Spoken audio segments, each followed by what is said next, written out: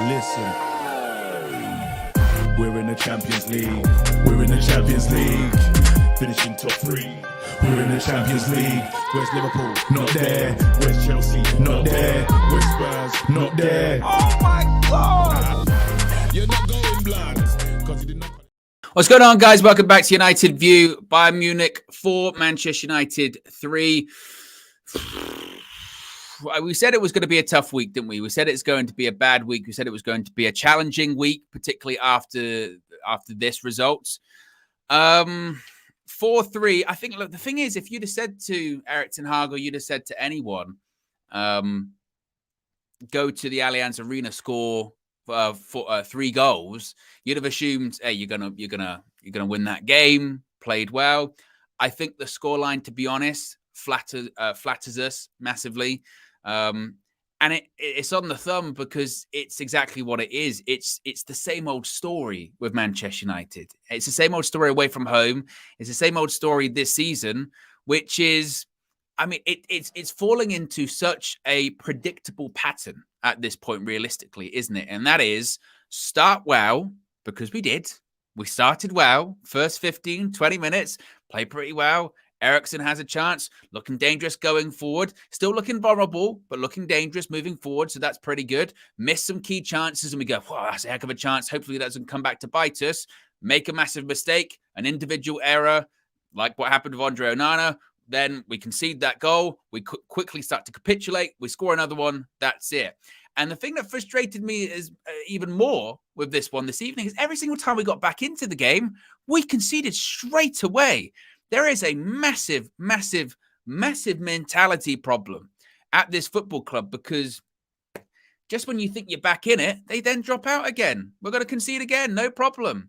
And obviously, we'll go into individuals. Andre Onana's mistake, it's the turning point of the game. You cannot hide away from that. You cannot shy away from that. And some of the criticism that Onana's received recently, for instance, I pointed out the third goal in particular against Brighton at the weekend. You look at it and go, man, his shot stopping is suspect. But that one, the one that opens the scoring for Bayern Munich, I mean, it's criminal. There is no defending it whatsoever. And, you know, I do find it somewhat interesting because people go, oh, David De Gea would have saved that one. David De Gea made, I mean, a very similar mistake to that against West Ham towards the end of last season. But people will have what they want to say about that, but it's a massive mistake. It changes the game. It took any form of confidence that we had or wind out of ourselves because, again, I can't stress it. We are so predictable. So predictable. And to all of those people, I remember doing the morning view with Flex a couple of days ago, and we were sort of saying, how do we think it will go? And we said, well, the way I think it will go will be is, you know, we start well, maybe make a couple of chances, don't score, concede, then concede some more, and that's it. And at the time, people got in the comments and said, you're being negative. Why are you being negative? Why are you predicting the way it's going to go? Why are you predicting United's downfall like this? And the problem is that it's predictable. It is. Now, you know, you would look at that and you'd say, look, we still scored 3 goals. That is a positive, and it is. But like I said, it doesn't tell the full story. It doesn't. It doesn't tell the full story. It flatters us, to be honest with you. Bayern Munich, a bit like us this season, are conceding goals, and I think that's something that they will look at. They don't have full control over the game. And what did we say going into it? We said Bayern Munich will give you chances, and they did. They gave us lots of chances, but we also said that we're going to concede goals. And some of the statistics that we've got at the moment in terms of the goals that we are conceding, whether it be the first time we've conceded 3+ goals since the 70s or something like that, since Dave Sexton was in charge. The amount of goals we're conceding, how that when they went 2-0 up, I think they had like, was it 3 shots on target, 2 shots on target, and that was it. I mean, it's ridiculous. Now, there are flashpoints in the game and things, you know, didn't go our way in particular. Again, you can look at Erik ten Hag, and I think you would say maybe, you know, you could have some criticism when you concede 4 goals. You have to look at the manager, but you would also say that you don't anticipate your goalkeeper to throw one into the net. You don't anticipate that. I think the penalty is unbelievably harsh, and I think it's absolute nonsense that we're in this territory now whereby in the Premier League, that's not a penalty. But now in the Champions League, that is a penalty. To me, again, that is just ridiculous. But that was my concern about a variety of things this season when it came to the Champions League and the Premier League rules, because they are different. It's the same when it comes to, offside. Certain leagues have a different offside rule at the moment because they're trialing it as well. So how does that even fare in the Champions League? But as I mentioned, I feel like the result flatters us because Bayern scored 4, and realistically, they could have had 6. They could have had 6, maybe 7. How many times they hit the post? Twice. And Onana towards the end of the game made a couple of decent saves. So it could have been way, way more. We are so vulnerable. We are so suspect defensively. And maybe that comes from having this evening 3/4 of your best back four not available. But there is just, the midfield throughout that game, particularly in the second half, I didn't even know if they were playing. I know that Casemiro scored 2 goals. That's how I know he was definitely playing. But again, he looked like he was trying to cover spaces, but the spaces were too big. It's more of the same. That's why I say same old story, because it really is. It's more of the same. Christian Eriksen, after having a good game against Arsenal and a decent game against Brighton this evening, he looked like, again, completely leggy. And maybe that goes back into the part of when people were saying, look, Eriksen's an asset, but when you're asking him to play 2 games and what's that, like 5 days, can't do it. He was flagging after like 30 minutes. You could see, you could see he was flagging straight away. And like I said, for me, I think the penalty is harsh. I don't blame him too much for the penalty. People can say, why's your hands up there? But when the ball's headed that far away, again, in the Premier League, that wouldn't be given. It wouldn't. But we're not playing in the Premier League, so it doesn't particularly matter. And that's just par for the course when it comes to VAR this season. But again, it's same old story, Manchester United. It's same old story. It's predictable. Yes, we'd scored goals, but we're in the territory of how many defeats now is this in a row? 3 defeats in a row, possibly. So it's rough. And we knew it was going to be rough going into it. I think it's a difficult one as well, isn't it? Because going into tonight's game, most people, most United fans assumed we're probably going to lose here, right? We looked at the traveling squad and said, there's too many injuries. We don't play well away from home. We're fragile. The midfield doesn't exist at the moment. It's not going to go well. And somehow coming out of the game, after having to sort of, again, watch it again, you go, because the problem is with this United team, they make you buy in for 15 minutes. They make you buy in for like 10, 15 minutes. You go, actually, tell you what, United look up for it today. They make some chances. And the same thing, something happens where there is an individual error. And again, the Onana mistake, it's horrendous. And he's going to take a lot of criticism. I've seen him go out and address the media straight away afterwards. Fair play for him to doing that. But it's rough. Now, what I would say before we get to some of the calls, the link is on the United View YouTube page. If you are a member, go to the community tab. The link is there. You can call in, have your say. But you do have to be a member. What I would say is what I said going into the game as well. It's the first game in the group stage. This evening's result does not determine our Champions League campaign. It does not determine our season or anything like that. It's not to say that it doesn't matter, because clearly it does. And it clearly highlights the issues that we've got at the moment. But it's the first game of the group stage. The most important thing is that we win our home games and pick up a point away from home. Most of the time, that's the formula to get you through. We should still go through in this group. I saw Galatasaray and Copenhagen drew 2-2 earlier on this evening. And despite how poorly we're playing at the moment, I still believe we're good enough to beat those teams. So I don't think it's a case of, the sky is falling like that. But rightfully so, people will be worried. People will be worried about the game against Burnley at the weekend, and justifiably so, because it's away. It's away from home. And again, that pattern, that cycle, very much could repeat itself. I'll do it again, because it's like greatest hits. We'll keep playing it over and over again. Start well, miss chances, make a mistake, concede, capitulate, concede another one. By the end of the game, be looking around going, what happened? And then we have the discourse after the game where we go, we played well for 15 minutes. We played well for 15 minutes. That's what we did. It's the same every time. There you go, guys. Let me get to the super chats first before I get to some of the calls. Eric, 10 years here, won't be on tonight, but there's no analysis today. Same issues as always. No panic. Change midfield. Put Cass in 8. Play Amrabat and Mason Mount as well. So that's from Eric, 10 years. Appreciate the contribution as well. Let's go to a call. Let's start off with Charles. Charles, what are your thoughts on that? Were you shocked, surprised? Did you expect it? What are your thoughts? I just want to start off by, giving you some accolades. I don't know how you do this. Like, honestly, I don't know.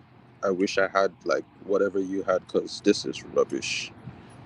Like, what am I going to say? I said it all before. It's rubbish. The only person that played well, Region. All of our players have regrets except the Tottenham reject. Really? But, like, the same culprits did the same thing. It's the same formation that didn't work at the beginning of the season that Ten Hag thought would work against Bayern Munich at home. But hey, it's not on the manager though. Is there an argument to be said with this that and I don't know, I've just seen he's been talking to TNT. I don't know what he said to the media after the game, but is there an argument to be said that he could say, well, it was working, and then our goalkeeper makes a massive error that when you're away from home against Bayern Munich is always going to hurt you? Like, how much is it on Erik ten Hag as opposed to an individual mistake tonight? Owen, it's the same thing after 6 games. It's on the manager. It's not even like a player's mistake or anything. It happens all the time. 20 minutes, we play good, then we concede, and then we're shit. Whether it's a player's error or the team breaks us down, we just get to 20 minutes and then we concede. It's not the players. Everybody can't be playing badly, and it's the players, bro. The manager has to hold something right now because it's not making sense. We've changed our formation like 3 times. This team right now, it's his team. Everyone in that starting lineup is his player. There isn't a single player you would point out, maybe Region, because that was like last minute, but there isn't a single player you would point out right there that you will see somebody say Ten Hag didn't want him. These are his players. Casemiro, people tell me Ten Hag's signings have been working out. Which of his signings have worked out? 1 year later, we're saying Casemiro needs to go. Lissandre is looking dead. He bought Mount. Like, nobody is looking good. No one. But does that wipe away what they achieved last season as well? I mean, it's very easy to say at the moment, Lissandro Martinez doesn't look like he was in the form that he was last season. But this time last season, we were talking about he was one of the best defenders in the world. Do we have to be careful that just as quickly as we were to pick them up, we're very quick to push them back down as well? That's why I said it's not on the players, it's the manager. These guys don't just go from hero to zero. Like, it don't make no sense. 20 minutes every game 1 to game 6. It's the same thing.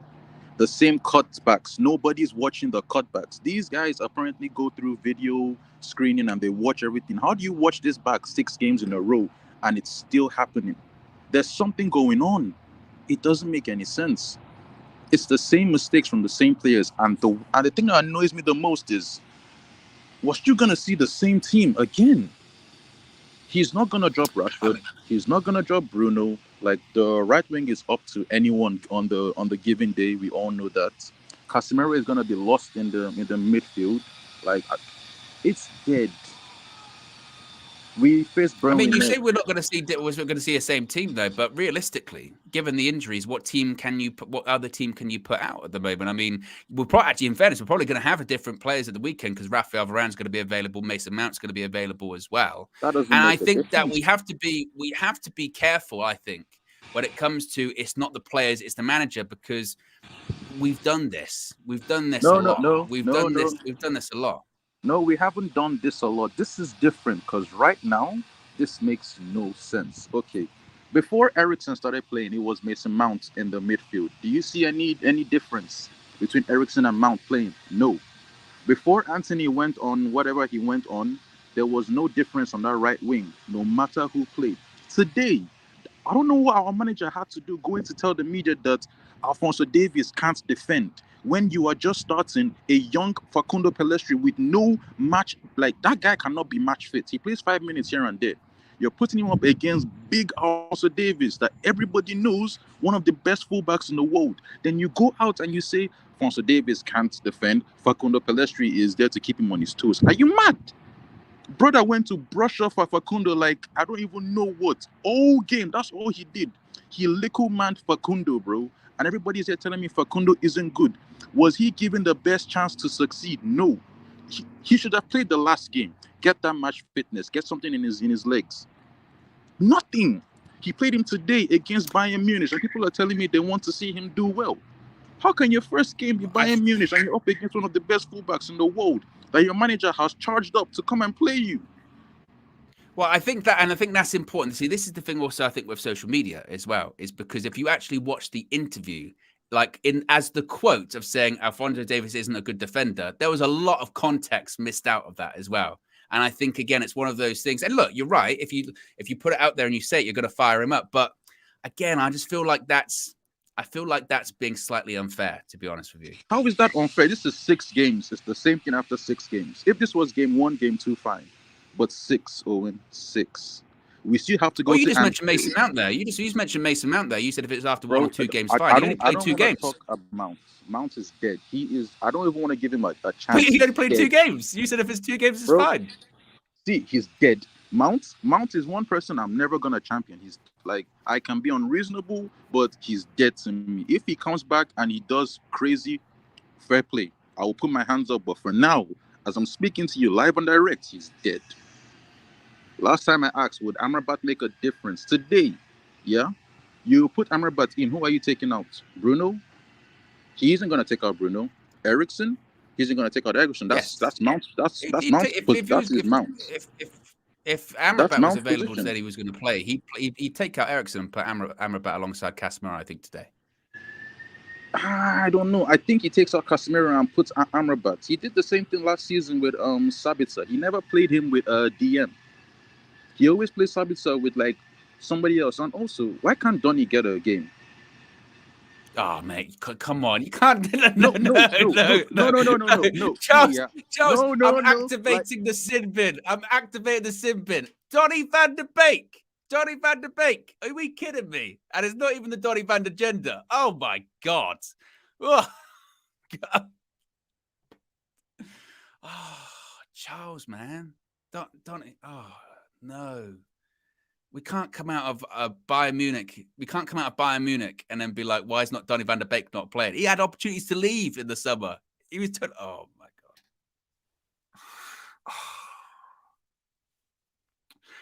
God. Oh, guys, what are we gonna do? Donny van de Beek shouldn't even be in the Man United squad at the moment. He should have secured a move. He ain't gonna play. I wouldn't be surprised. I know he's named, he's registered in the squad, but oh wow, that's crazy. Oh.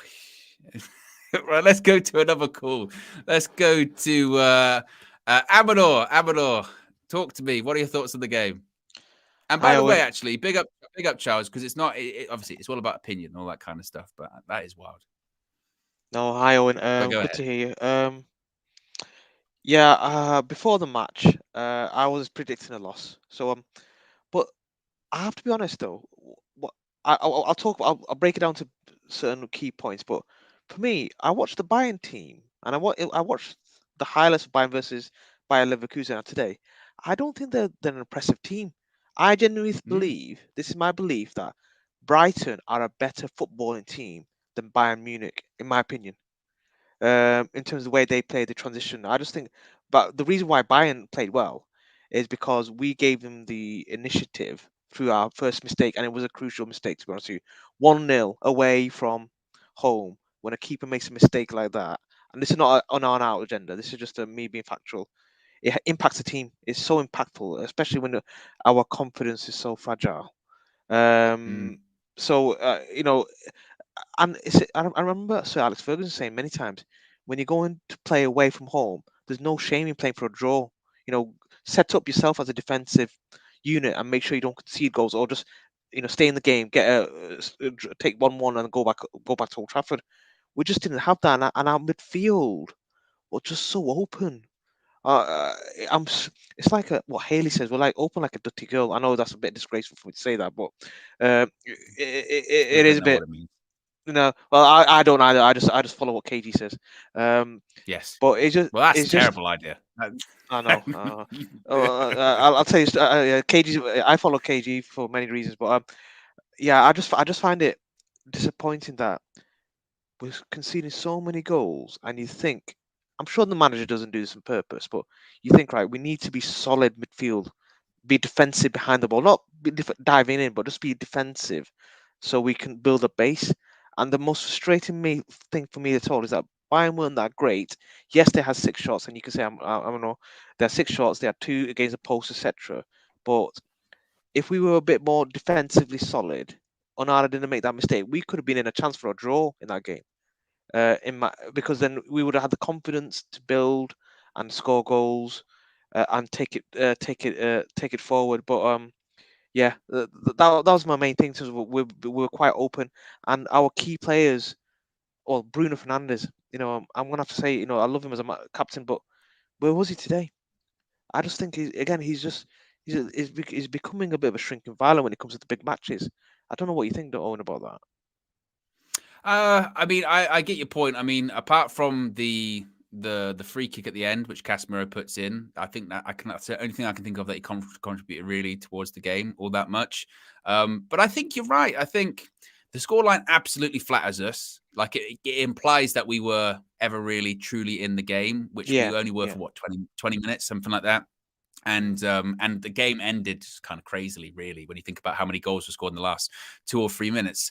But I do agree with you in that, and it's a big game of hypothetical and what if, but that Onana mistake absolutely just flips the game on its head, because we did start well. We did create chances, but we've said that so many times, haven't we? With these away and just games at the moment. Yeah, but just because he's made that mistake, I'm not going to say David De Gea should come back. I'm not saying that at all. But it's such a fundamental mistake. It's just, especially if we were winning last couple of games and he made that mistake, then the team would have had the self-belief to recover. But because we were losing, everybody had to make sure they do the basics right, and that was just a key part of the game. But the other thing I was going to mention to you was people haven't gone to Facundo.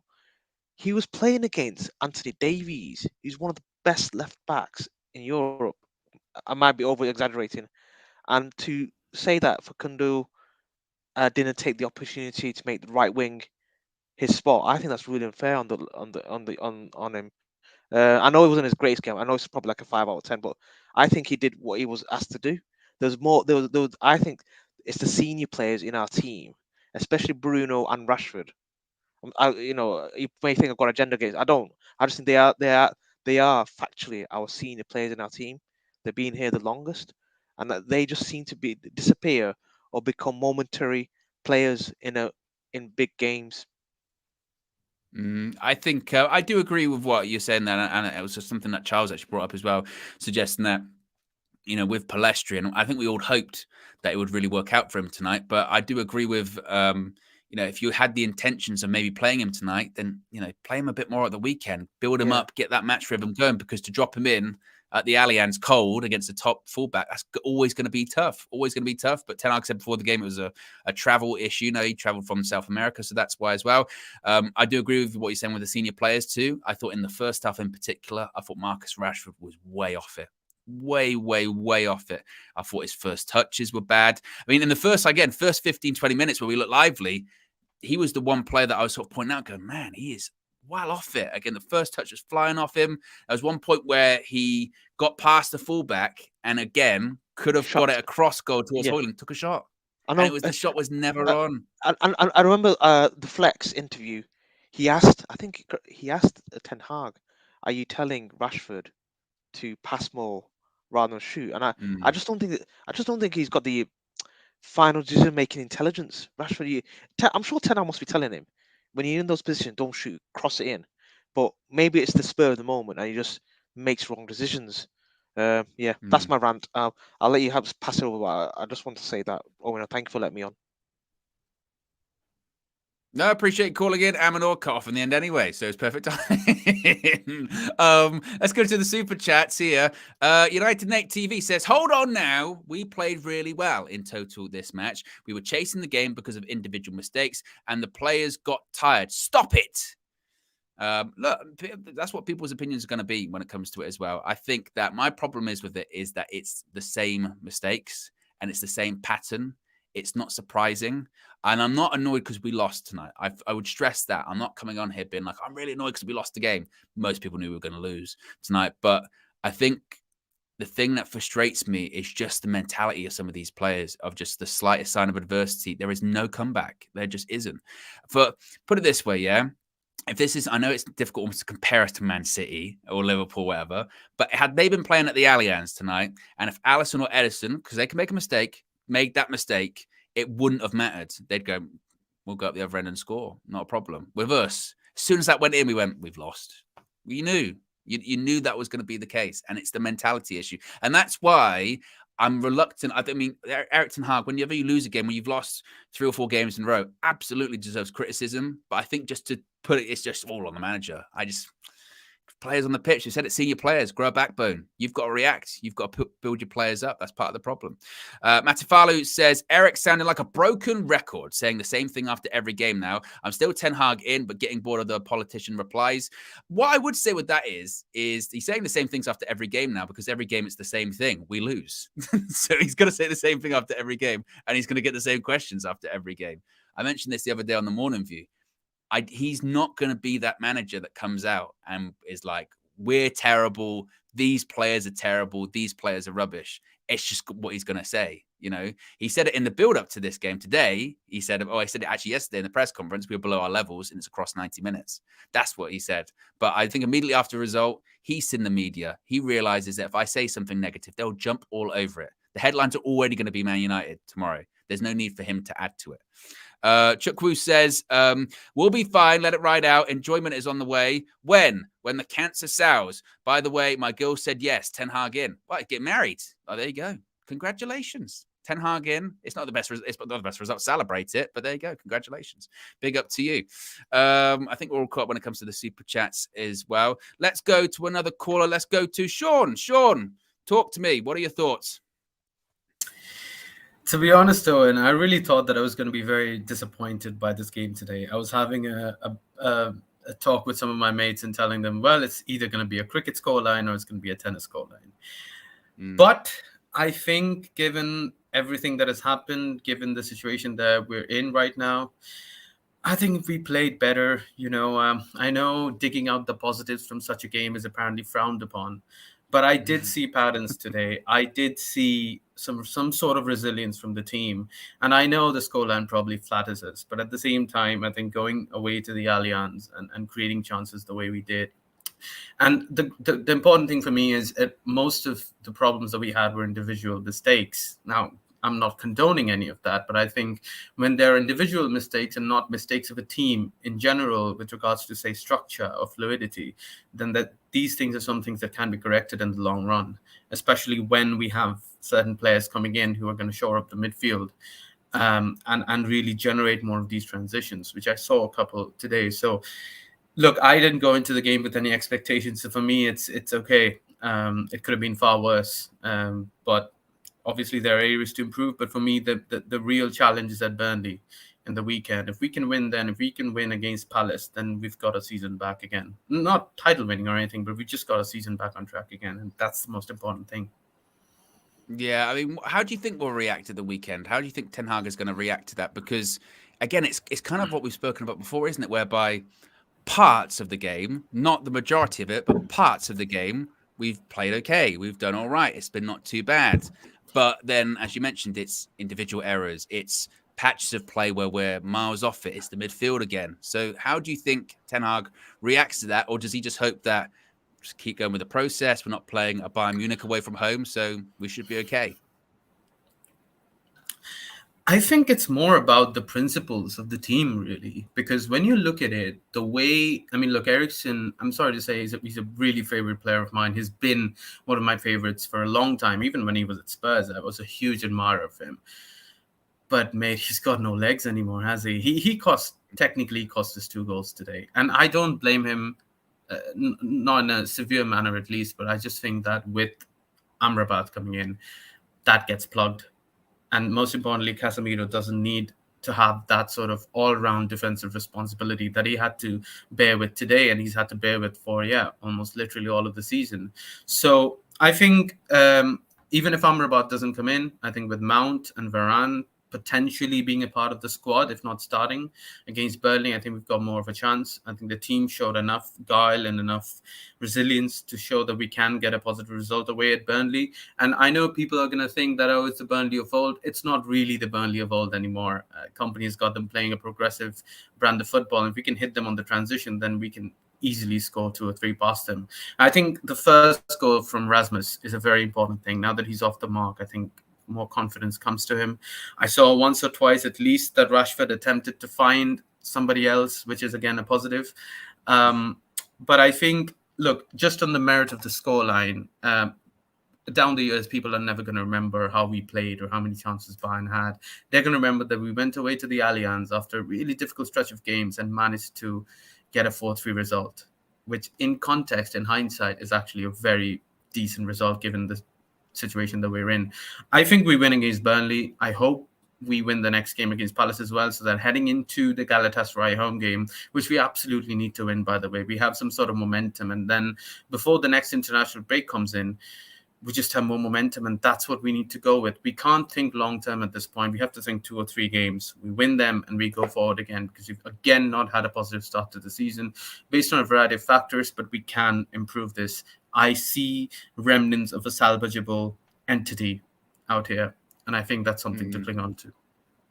Finally, was it a penalty for you? Do you think that's a penalty, or do you think it was harsh?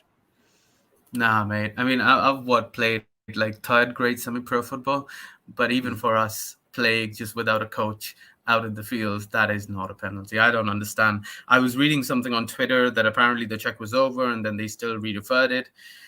Yeah, we can't seem to catch a break because it was all about momentum that game. Because once Rasmus scored, I think we were there back in the game. And when you have that gutter punch to you, it is difficult to get back. I know we scored the 2nd and then we scored the 3rd, but we're never really in the game. And when decisions like that go against you, and we, I hark back to a lot of decisions that have gone against us, but the media are not going to talk about it because it's Manchester United, and all they care about is the shillings that they get from mentioning us. No, I totally agree. Big up, Sean. Great call, as always. Appreciate you. And hopefully I'll talk to you after Burnley and you'll be proved right. Nostradamus. That's what I'm looking forward to. Appreciate you calling in. Super chat here, I believe, from D-Train says, we went to Allianz with a legit spare parts squad and almost pulled it off. Our midfield to defense is so bad. Pressure is going to be huge on Amrabat as well. I do think that is something to consider. And I know people sometimes don't want to hear excuses and stuff like that, but our squad had 4 goalkeepers and 5 defenders. I mentioned before, 3/4 of our best back 4 weren't available today. And still, we managed to put up 3 goals. Not that they'd have much to do with it, I suppose. But still, I agree with parts of what Sean is saying now. I do think parts of it are salvageable. And I'll be honest, again, my expectations going into this one wasn't that high, actually, anyway, going into it. Raf's in the chat as well, by the way. He was in the studio. Big up, Raf. Says, never a penalty. That's what he's saying. I think I also saw him say, I'm coming in just to say it's never a penalty as well. There you go. Just here to say it was never a penalty. So big up, Raf. Let's go to another call. Let's go to Joe Blackman. Joe. Yo, first of all, can you hear me clearly? Because I've been doing this on KG show and people can't hear me and I sound funny. I can hear you clearly. You are here. You are coming through loud and clear. Towards the end of last season, we were talking about stay another day and all that kind of stuff. It's not really that kind of vibe. That's only it's only listen. I'll bring the jacket back if we look like we're gonna win something. Right now, we don't look like we're gonna win nothing. Yeah, the jacket's over there. I'm not reaching for it at all. Nope. No, even though it's kind of cold today and it's raining, it'd be perfect timing. But you know what? It would actually have a good look. But no, it's not the right time for it. Talk to me about the game. Talk to me about the game. Honestly, what were your predictions going into it? Were you shocked? Are you surprised? Or is it more of the same for you?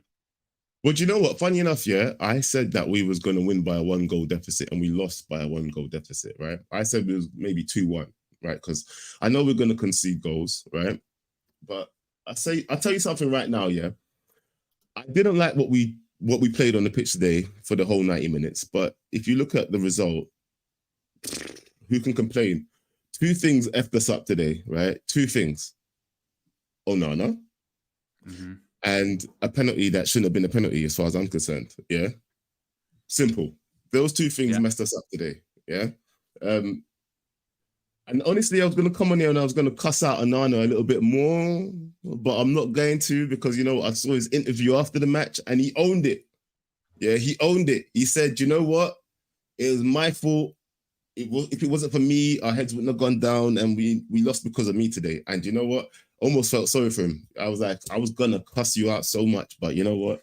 I'm going to leave you alone because you owned it. And, when someone comes out and owns their mistakes, yeah, you can't really come out and say nothing much about that. Yeah, I feel bad when somebody comes out and owns their mistakes, especially when it was so detrimental to the result of our game today. Because you know what? We could have won that game. Look at it. We lost by 1 goal. 2 mistakes, one by the official and one by Onana, and we could have won that game. I know we didn't play the best, but neither did Bayern. Yeah, those goals were terrible goals to go in. Yeah, they were terrible goals to go in. Yeah. Couple of mistakes by us, bro. Like honestly, we were the catalyst of our own defeat today. Honestly, we could have done much better in terms of holding on to the ball, not losing it so much. Listen, if we come home and we play the same, half of that team needs to be reshaped and kicked out because honestly, if we can't beat Bayern at home with that kind of result away, then boy, yeah, we've got big problems. But this is what I'm hoping that we will turn around, honestly. I was kind of the same as you with the Onana thing.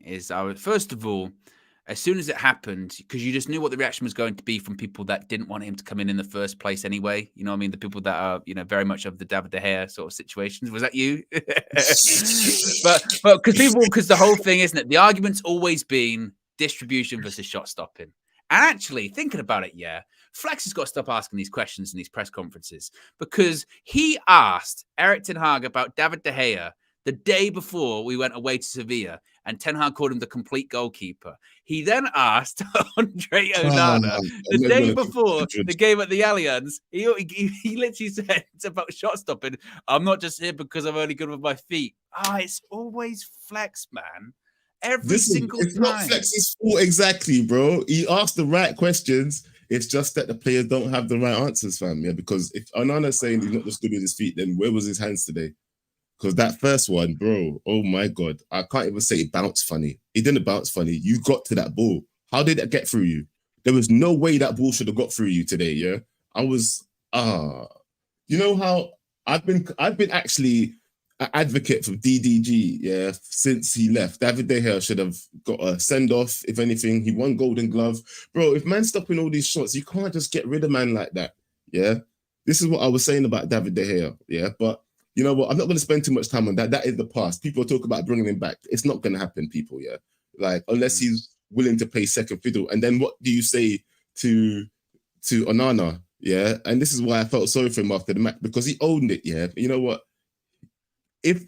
Last season I said, or the season before, whatever, I was talking on KG show and I said, you know what? David De Gea can be able to get better at distributing the ball. So I'm going to say the same thing about Onana. He must be able to get better at shot stopping. Although, I'm going to say this, honestly, I think shot stopping is something that's more instinctive from a goalkeeper than distribution. Yeah, anybody can be taught how to pass a ball. Shot stopping, if anybody's ever played in a goal before, you know that's an instinctive thing, yeah? Just to want to dive towards the floor is an instinctive thing. Yeah, it's not something that everybody's like inept to do. Yeah, so I'm going to say this right now. I hope he can get better at shot stopping, but I'm not 100% confident that he can. And I do think Onana is a big worry because I don't think he was ready for a team that was going to have so many shots at them. Yeah, because our defense and our midfield ain't ready right now to be holding the ball and keeping it away from him for the majority of the game. That's what it is. And I think that's where everything's messing up. He's not ready to be taking so many shots at him because honestly, he's not good at shot stopping. All the shots he stopped today were directly at him. Yeah. No, so, I agree. I've gone on too much on Onana. I didn't want to. Sorry, Onana. Sorry. I didn't need to do that. Well, who else did you want to talk about then? Who else did you want to talk about? Talk to me about someone else. All right. Do you know what? Let's big up somebody, yeah? Hoyland, good performance today. Do you know what? And he was running his little heart out, yeah? But once again, as soon as he comes off, then balls start going into the box. Like, what is going on? We actually need, you know what? We really need some people to start providing chances for our strikers. It's something that we've been talking about for how many seasons? It's not just since It's not just since Ten Hag's been here. Yeah, and it seems like nobody can get these forwards to change their minds. You know, he's brought in some other people that can bring in chances, like, you know, Ericsson. Yeah.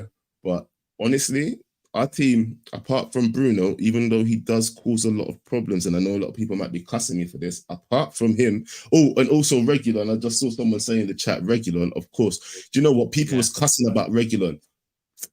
Regulon has been a bright spark in our team, people, yeah? Thank God Regulon came, yeah? Because without Dalot playing on the left, and which, you know, he's not very good defensively on either side, yeah? And missing Malacia and Luke Shaw being out, thank God Regulon came, yeah? Because more than anything else, at least he tries to put put crosses into the box, yeah? And that's a breath of fresh air for me, because Rashford ain't going to do it. Yeah, Rashford is never going to do it. We need more crosses coming into the box. We need more chances for a striker. That's what I'm coming on to say. That's my little big up. I'm probably going to peace out now. No, it was a good ending. It was a good ending. And you're right about Sergio Reguilon, because I, like a lot of people, when we're signing a Spurs third choice left back, what are we doing? Mate, he's been our best player last 2 matches. Do you know what? I heard you saying that. You know what? Yeah. Honestly, did you guys never think Reguilon was good before he went to Spurs? Like, no, I mean, we were interested in him. He was a big prospect before Spurs. Yeah. It just clearly didn't work out there. And look, you could argue that he had to play under, what was it, Jose and Conte. Maybe that's why it just didn't suit him, the style of play. Maybe that was part of it. You know that's why, because those guys are defensive minded. He's an attacking left back. Yeah, I mean, I've always said, you know what, when it comes to players, they need to do their position first. But when you need an attacking left back or attacking right back, these guys are very useful. I mean, still, I do think he's questionable defensively, but that's why I like Wan-Bissaka, because he does his job first. And this is why I always question Onana. Sorry, Onana, to bring it back to you again. I say I don't have an agenda, but I think I do. Like, do your job first. Yeah, sorry, just keep coming back. Sorry. Yeah, but yeah, you know what? I'm going to go. I don't want to say nothing else because everything comes out of my mouth seems to be Onana. Onana. Big up Joe Blackwood. Appreciate you calling in. As always, long-time member, supporter, and guest host on KG's channel as well. Be sure to check him out and check out his channel. I'm sure he'll let you know the channel in the chat as well. Big up Joe Blackwood. Super chats here from Game Fanatic says, was harsh but a pen to me. If we got it, we say pen. Oh, if it was the other way around, we'd say pen. Possibly. And Dwight York is the latest member of the UV Members Club. I don't think it's the actual one. Could you imagine what a cameo that would be? What a way to end the show. It would be superb. Maybe that's the cliffhanger that we're going to end on today. How many likes are we currently on at the moment before we get to another call? We are currently at over 750 people watching, less than 200 likes. I know it's not really the night for liking, as they would say, not the night for 3 points either. But if you haven't really clicked the like button, and be sure to subscribe as well. Let's go to another caller. Show Ramen Show. I know going into the game, you weren't expecting much. So what are your thoughts coming out of it? Kind of predictable, really, isn't it? I mean, we played well for the first 25 minutes. It's just so funny. I was messaging my friends in the WhatsApp group saying, oh, I hadn't seen the Onana mistake yet. Obviously, they'd already seen it. So I messaged them saying, oh, we're about to collapse. It's 25 minutes. And they're sending me laughing emojis. I was like, it's not that funny. But then I was like, saw the goal and I was like, okay. And I think we were, as usual, we're in the game up until 1-0. And then after that, we weren't really in the game up until the last kind of 5 or so minutes where it kind of went a bit nuts. So yeah, it's a weird game. Again, for me personally, I didn't see much improvement in the performance compared to the Brighton game, because it's essentially the same as the Brighton game, wasn't it? We played well for 20 minutes. They scored, and we could have chosen to respond, but instead we chose to collapse and concede the second goal. And as usual, when you go 2-0 down, it's a mountain to climb. Although today we've got a goal back, you know, it was too little, too late. I think the amount of goals we're conceding is I mean, you have to think that's 14 goals we've conceded in the last 5 games. I mean, that's outrageous. Like if a team fighting relegation was doing that, you'd say that team is going down. Yeah, I mean, I think in the league we've conceded the same amount of goals as Luton, and obviously, you know, that's a damning statement. I think they said in the commentary today only 2 teams in the Premier League have conceded more goals than us, which means that hold on, 3 teams go down. I'm not saying we're going to go down. I'm saying that, but at the moment we're producing relegation defending form. You know what I mean? And the worst thing is the amount of goals we're conceding per game is only increasing. I mean, a month ago we were conceding 2 goals a game. It's gone up to 3, and now it's gone up to 4. It's supposed to be going the other way around. You know what I mean? So it's and obviously we've got a lot of injuries. So I can't imagine when we've got the full defense back, we're going to be conceding 3s and 4s every game. But listen, that Burnley game on Saturday, it's huge. It's huge because because really it feels like, I know we've won games this season, but it feels like both teams are going into that game winless.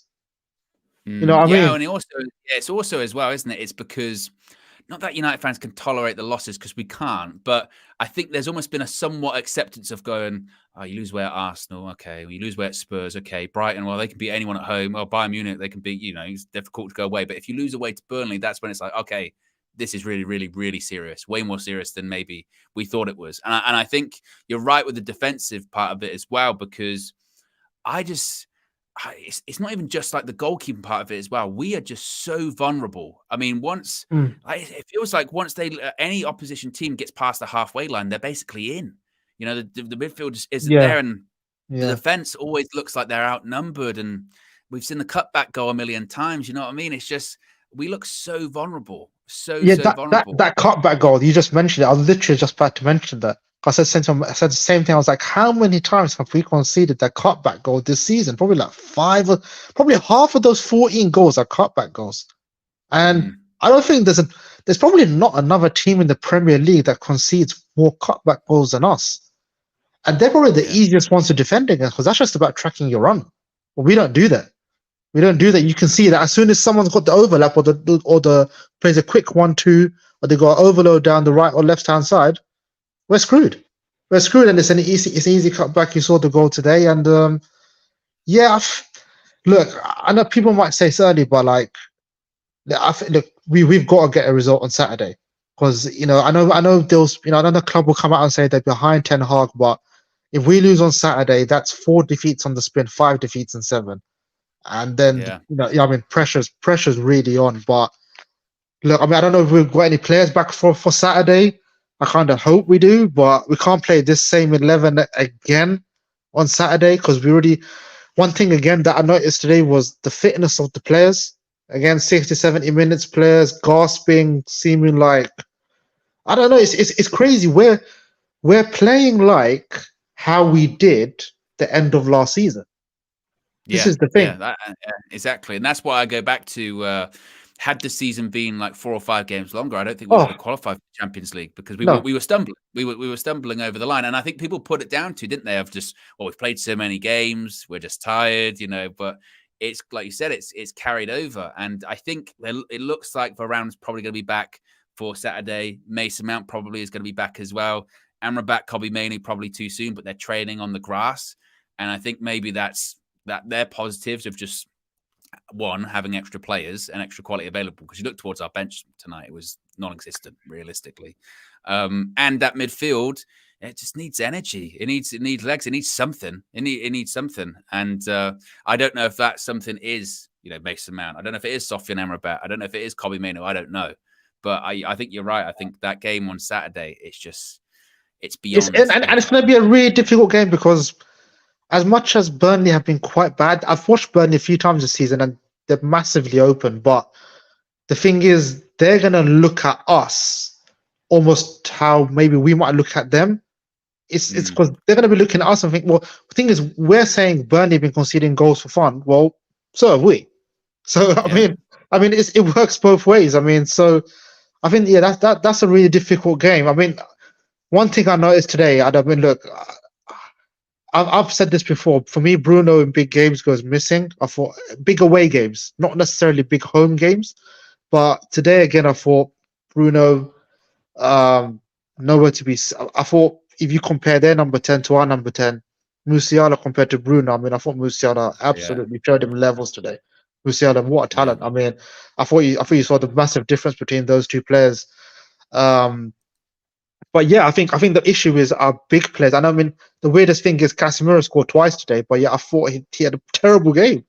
That's the funny Yeah, thing. he He scored, again. He struggled. Yeah, he he struggled. scored twice. He scored 2 goals today, but I thought he was awful. I thought his actual defensive midfield job, he was awful at it. But he got 2 goals. But I don't know. It's a weird one. But yeah, I don't know. I don't know where to go with this team. To be honest, it's a bit of a. It's just one of them things. I mean, people will look at the scoreline today and see 4-3 and be like, "Oh, United must have improved today." But I think when you actually watch the whole game, you actually see the same problems as you did before. But I think a lot of those problems are probably only resolved with players coming back.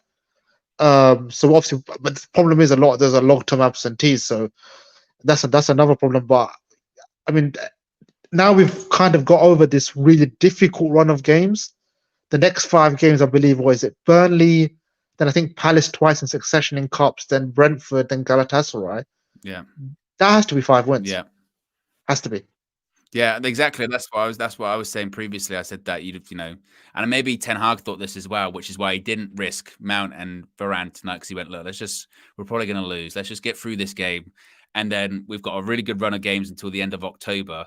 But the end of October is the Manchester derby at home, and I think his hope would be, if I can get to that point where by winning the majority, if not all of those games, we go into that game with momentum, and that can be hopefully a big performance with players back. I think that's what he's just got to hope, because we've just got no momentum at all. We've got no momentum. No. We're so fragile at the moment as well that, granted, you don't anticipate certain things to happen tonight. You don't anticipate your goalkeeper to throw it in the net. You don't anticipate to get a soft penalty against you. And it kind of felt like every time maybe we were playing okay, something happened straight away afterwards, which was like, again, keep throwing the net, or we score, or they get a penalty straight away afterwards. You go, and the team's so fragile, they can't handle that, and they're weak. They're so weak. So that might be different if you've got 4 wins in a row behind you or something like that. And that's kind of the hope that we've got, because whether or not that can happen or not, I don't actually know. That's the big question. I think it's not even. I think Burnley is not even about. I think we just, even if we get an ugly 1-0 win, the fact that, let's say, the fact that we kept a clean sheet, that will just, because we have to go back to the first game of the season, which feels like 2 years ago now that we kept a clean sheet. Yeah. I can't even remember the last time, because now I'm going to games thinking, okay, so what time are we going to concede? 20, 25 minutes? Oh, let's get ready for it. You're basically bracing yourself. Even the Wolves one, like, we kept the clean sheet, and everyone came out afterwards and went, how? Oh yeah, how? Yeah. Yeah. I know, exactly. You're watching the most depressing thing for me is that you're watching the game and you're waiting to concede. Like today I was watching the game, I was thinking, I know we're playing well, but I know they're gonna score. I don't know how, but I know they're gonna score, and they did it in the worst way possible, literally with the first goal they scored. And then after that, it's like, well, you can choose to react. You don't have to collapse. Then I know this team, and I know they're gonna collapse. And what happens? The second goal comes, and it's just like, it's just a kind of same old. And yeah, listen, your first caller, Charles, I can't lie. Like, some of the stuff you're saying is a bit mad, but like, in the end, it's on the players to react, because in the end, the manager can only do so much. And I mean, he's not telling the players to not follow their runners, and this thing of like, the manager has to tell players to follow their runners. That's kind of basic football, to be honest. Players should know that, and we were doing that last season. We kept the most clean sheets last season, so I don't see how from last season to this season suddenly the instructions have changed defensively. That's obviously not the case. So yeah. Yeah, indeed. It's rough. But here's hoping I chat to you after the game of the weekend, Burnley, and we'll be like, see, we were always confident. There you go. Yeah, Big up Show Ryan for calling in, as always. Long-time supporter and member of the channel too. Ooh, hit my microphone. I'm hitting everything at this point. I give up. I think we're caught up when it comes to super chats as well, members. Big up everyone that's tuned in. Like I said, there's plenty of content going up. Of course, there's fan views, Flex was in the stadium reacting to all that. I tell you what really pisses me off is that bloody music they play every time they score. Man. It's the worst, isn't it? Nevertheless, guys, I'll be back live tomorrow morning. Match day reloaded, 9 a.m. So we'll be bringing you the reaction then. In the meantime, as I mentioned, you can check out all of the fan views, check out the match view, check out all of the content that's going up. And We said it was going to be a tough week. And we just got to weather the storm. And we'll be back very soon. I'm out of here. Have a good one. Peace.